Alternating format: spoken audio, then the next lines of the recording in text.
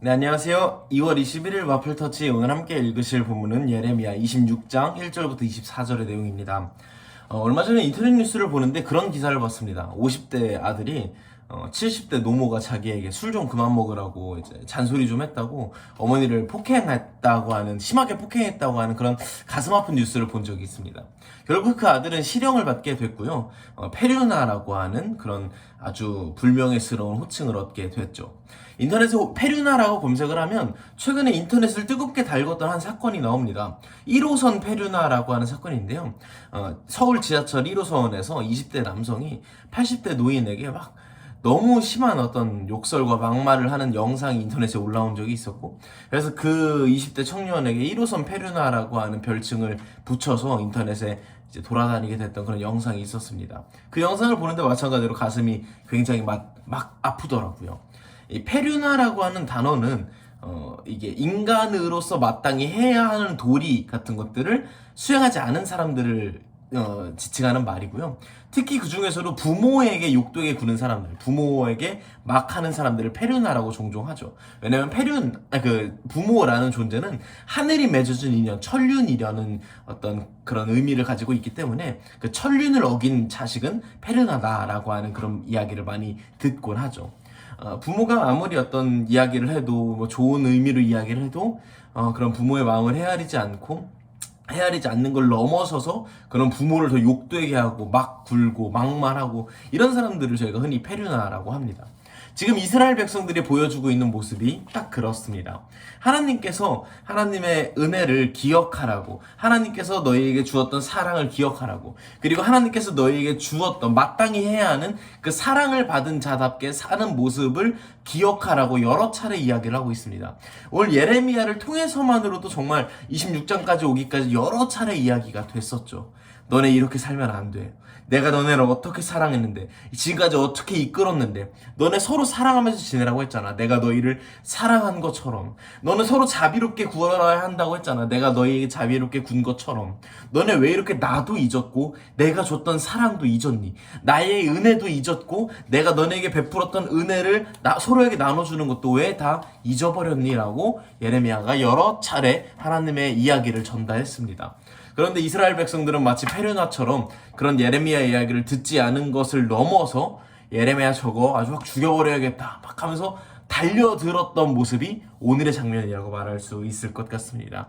하나님의 은혜를 잊는다라는 것이 어쩌면 우리가 부모님의 이야기를 거역하고 부모님에게 덤비는 것 이상으로 더 페르나적인 그런 모습이라고 말할 수 있을 것 같습니다. 특히나 더 가슴 아픈 건 오늘 본문 말씀 11절에 보면 예레미야를 통해서 전달되는 하나님의 음성을 더 막 듣기 싫어했던 이들, 더 예레미야를 죽이자고 앞장섰던 이들이 제사장들과 예언자들, 선지자들이라고 나와 있습니다. 하나님의 말씀을 공부하고 전달한다라고 말하고 있는 그들이 더 앞장서서 하나님의 음성에 듣지 않고 하나님의 음성에 반대되는 행동을 하고 하나님의 음성을 전달하는 사람들을 죽이겠다고 하는 그런 페르나적인 모습이 그들에게서 더더욱 나타나고 있다라는 것이 너무나 우리의 가슴을 아프게 합니다. 그런데 하나님의 모습은 어떨까요? 하나님의 모습을 가장 잘 두드러지게 해주는 본문이 저는 3절이라는 생각이 들었습니다. 3절을 이렇게 말하고 있습니다. 어쩌면 그들이 듣고 악한 길에서 돌아설지도 모른다. 하나님은 이런 페르나 같은 이스라엘 백성들도 아직도 놓지 못하고 계신 겁니다. 아직도 포기하지 못하고 계신 겁니다. 예레미야야, 네가 가서 한 번만 더 말해봐라. 그러면 어쩌면 그들이 돌아올지도 모르겠다라고 이야기를 하고 있습니다. 그리고 사실 하나님의 이런 포기하지 않으시는 사랑은 훨씬 더 길게 오래됐고 훨씬 더 뭐랄까요? 끈질기시죠. 어디서 또 그걸 알 수 있냐면 오늘 본문 말씀 18절에 보면은 예레미야를 죽이려고 했었는데 그러지 맙시다라고 말했던 사람들이 무슨 이야기를 하냐면 미가라는 선지자도 있었는데 그 사람 말 듣고 우리 그 사람 죽일 뻔하다가 안 죽였잖아요. 그래서 결국 히스기야 왕이 잘 회복하지 않았습니까? 그때 생각해보세요. 예레미야 죽이면 안 됩니다라고 이야기를 하고 있습니다. 이 미가라고 하는 선지자는 성경책에도 등장을 하고 있고요. 특히 이사야라고 하는 선지자랑 같은 동시대에 선지 활동을 했던 사람입니다. 예레미야 기준으로 하면 약 100년 전쯤 사람이라고 말할 수 있을 것 같습니다. 즉 무슨 말이냐면 100년 전에도 어쩌면 그 훨씬 이전에도 하나님께서는 계속해서 미가나 이사야나 호세아나 아모스나 예레미야 같은 선지자들을 보내가지고 너네 돌아와야 돼. 너네 내 사랑 기억해야 돼. 그렇게 가면 안 돼. 그렇게 가면 멸망의 길이야라고 수도 없이 경고하셨습니다. 이 페르나 같은 이스라엘 백성들에게 말이죠. 그것을 오늘 본문을 통해서 또 한 번 느낄 수 있는 거죠. 100년 전에 미가를 통해서 했던 그 조언을, 그 사랑을 오늘 100년 후에 예레미야를 통해서 또 하고 있는데 여전히 포기하지 않고 계신데 여전히 페르나 짓을 하고 있는 우리 이스라엘 백성들을 볼 수가 있는 것이죠. 하나님께서 여전히 이스라엘 백성들을 포기하지 않겠다라고 하는 마음으로 보낸 사람이 한 사람이 더 있습니다. 오늘 본문에서는 예레미야는 사람들이 하나님의 음성을 전달한다고 해서 죽이려고 하지만 결국은 죽임을 당하지 않고 결국 살아났습니다. 근데 하나님이 보내신 또 한 명의 사람은 하나님의 음성을 전했고 하나님의 사랑을 전했고 그래서 회개하고 돌아오라고 외치다가 결국은 죽기까지 한 사람이 있습니다. 바로 예수님입니다. 예수님도 마찬가지로 하나님의 사랑을, 하나님의 마음을, 하나님의 은혜를 기억하라고 외치다가 결국은 돌아가셨습니다. 십자가에 달려서 처형을 당하셨습니다. 하지만 하나님의 사랑은, 예수님을 통한 하나님의 사랑은 거기서 끝나지 않으셨죠. 예수님에게 그 모든 페르나 같은 인간들의 죄값을 짊어지게 하셨고 예수님도 그걸 기꺼이 받아들이셨고 그렇게 목숨이 다하셨고 부활함으로써 그 모든 죄와 사망을 이기셨다는 증거가 되어 주셨습니다. 우리도 이런 이야기들을 오늘 하루에 접목을 해본다면, 한번 적용을 해본다면 어떻게 해볼 수 있을까요? 저는 여러 가지 생각해 볼 수 있겠지만 가장 중요한 한 가지 질문을 우리가 기억해야 한다는 생각이 듭니다. 그것이 무엇이냐면 나는 하나님의 은혜를, 예수님을 통해서 우리에게 주어주셨던 그 어마어마한 은혜와 사랑을 우리는 기억하고 있는가, 이것을 함께 좀 점검해 볼 수 있으면 좋겠다라는 생각이 들었습니다. 그럼 그걸 어떻게 점검을 할까요? 그냥 이렇게 가슴이 몽글몽글해지면은 우리가 좀 그걸 기억을 한 걸까요? 아니면은 나는 건조하면은 그걸 다 까먹은 걸까요? 어떤 목사님이 저한테 굉장히 좋은 방법을 추천해 주셨습니다. 네가 지금 어떤 감사 기도 제목을 드리고 있느냐가 네가 하나님의 은혜를 기억하고 있냐 아니냐에 대해서 굉장히 중요한 척도가 될 것이다 라고 이야기를 하셨습니다. 그러면서 예시로 든 게 이런 거였습니다.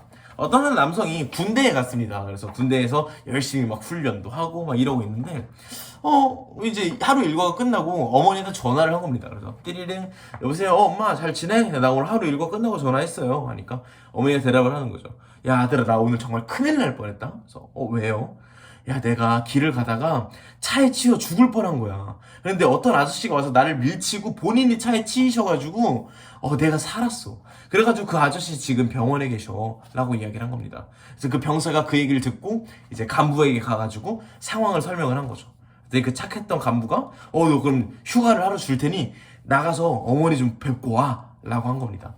그리고 그 병사가 이제 병원에 가서 그 이제 겨우 의식을 차린 아저씨를 찾아갑니다. 그리고 그 아저씨를 찾아가서 이렇게 만약에 이야기를 하는 거죠.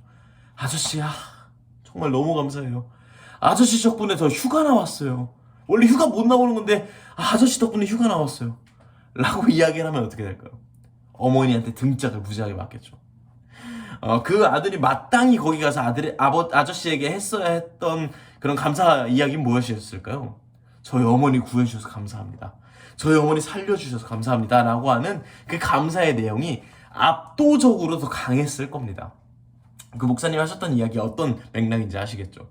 우리가 하나님의 은혜를 기억하고 있다면, 하나님의 사랑을 기억하고 있다면 우리의 감사 기도 제목이 어떤 모양으로 나타나고 있는지를 좀 점검할 필요가 있을 것 같습니다. 무엇이 가장 압도적인 감사 기도 제목으로서 나의 마음 가운데 있는지, 이것을 통해서 우리가 오늘 하루 하나님의 은혜를, 하나님의 사랑을 얼마나 기억하고 실감하고 있는지를 한번 생각해 보실 수 있었으면 좋겠고요. 예레미야를 통해서 보여주고 계시는 우리를 포기하지 않으시는 사랑이 하나님의 은혜를 까먹었어도 우리를 포기하지 않으신다는 것을 기억할 수 있었으면 좋겠고, 그 끈질긴 사랑이 나를 얼마나 사랑하고 계신지, 얼마나 못 놓고 계시는지를 함께 실감할 수 있는 오늘 하루가 되었으면 좋겠습니다. 감사합니다.